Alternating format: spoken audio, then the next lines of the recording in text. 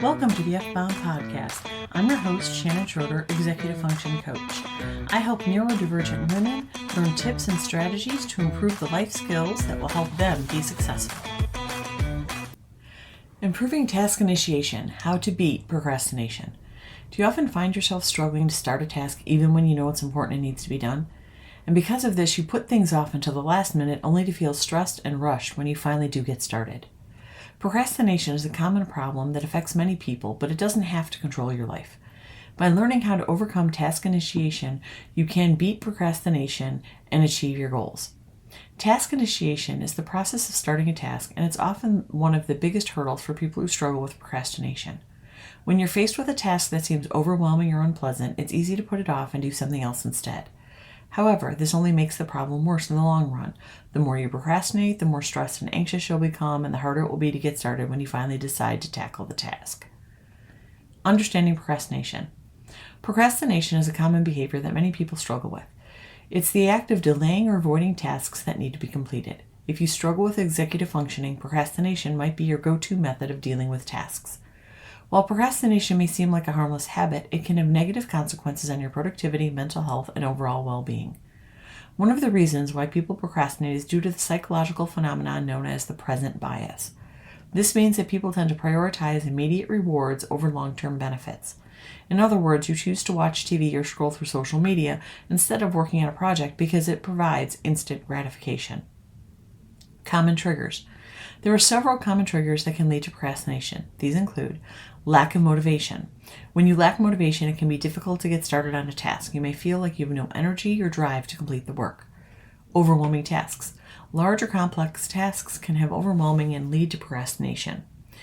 Breaking the task into smaller manageable pieces can help make it less daunting. Distractions. Distractions such as social media, email, or phone notifications can be tempting and lead to procrastination. Try turning off notifications or using apps to block distracting websites during work time. Perfectionism. Striving for perfection can lead to procrastination because you may feel like you need more time or resources to complete the task perfectly. Remember that done is better than perfect and aim for progress, not perfection. Fear of failure. You're afraid of screwing things up and failing, so you have a hard time starting a task, or you might avoid it altogether. This fear can be paralyzing and can prevent you from making progress on your goals. By understanding the psychology of procrastination and recognizing common triggers, you can take steps to overcome this habit and improve your productivity. Strategies for task initiation. When it comes to overcoming procrastination, task initiation is often the hardest part. Fortunately, there are several strategies you can use to help you get started on your tasks. Time management techniques. One effective strategy for task initiation is to use time management techniques. By breaking your day up into smaller, manageable chunks, you can make it easier to get started on tasks. A popular technique is the Pomodoro method, which involves working for 25 minutes, taking a 5-minute break, and then repeating the process. This can help you stay focused and motivated and can make it easier to get started on tasks. If you struggle with attention and focus, you might want to start with a smaller chunk of time, like maybe 15 minutes instead of 25. Another time management technique is to use a daily planner or to-do list. I've probably said this 100 times by now, but you need to have a way to organize the tasks you need to accomplish. Trying to hold them all in your head and prioritize them there makes it easy to procrastinate. You just continuously push the undesirable tasks to the bottom. By planning out your day in advance and breaking your tasks into smaller steps, you can make it easier to get started on tasks and stay on track throughout the day. Setting realistic goals. Another effective strategy for task initiation is to set realistic goals. When you set goals that are too big or unrealistic, it can be difficult to get started on tasks because they seem overwhelming. Instead, try breaking your goals down into smaller, achievable steps. This can make it easier to get started on tasks and help you stay motivated as you work toward your larger goals. When you have a list of steps, at first it might seem daunting, but you only have to focus on step 1. If you're ambitious, maybe steps 1 through 3. The important thing is that you're not looking at the whole list of steps. Work through them one at a time, and once you start seeing progress, it's easier to keep going. It's also important to set deadlines for yourself. When you have a deadline, it can help you stay focused and motivated and can make it easier to get started on tasks. Many people are deadline driven. Feeling a hint of pressure because the deadline is looming is enough to make you get started. Just be sure you set realistic deadlines that give you enough time to complete your tasks without feeling overwhelmed. Creating a productive environment. When it comes to improving task initiation and beating procrastination, creating a productive environment is key. By setting up your workspace in a way that minimizes distractions and optimizes your productivity, you can make it easier to get started on tasks and stay focused throughout the day. Minimizing distractions. One of the biggest obstacles to task initiation is distractions. Whether it's social media notifications, emails, or even just the clutter on your desk, distractions can quickly derail your productivity. To minimize distractions, consider the following tips. Turn off notifications. Disable notifications on your phone and computer, or at least turn off non-essential ones during work hours. Clear your workspace. Keep your desk clean and organized, and remove any unnecessary items that may distract you. Use noise-canceling headphones. If you work in a noisy environment, noise-canceling headphones can help you block out distractions and stay focused. Optimizing your workspace. In addition to minimizing distractions, optimizing your workspace can help you improve task initiation and beat procrastination. By creating a comfortable and ergonomic workspace, you can reduce physical discomfort and make it easier to focus on your tasks.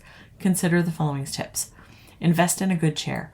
A comfortable and supportive chair can reduce back pain and improve your posture, making it easier to stay focused.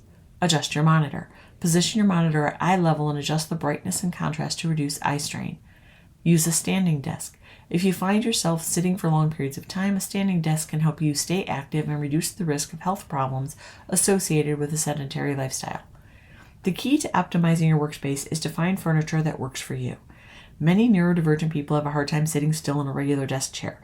They want to pull up their feet on the seat, or they want to sit on their knees. Nothing says that just because a chair is ergonomic, it's the right one for you. Tools and resources. Task management apps.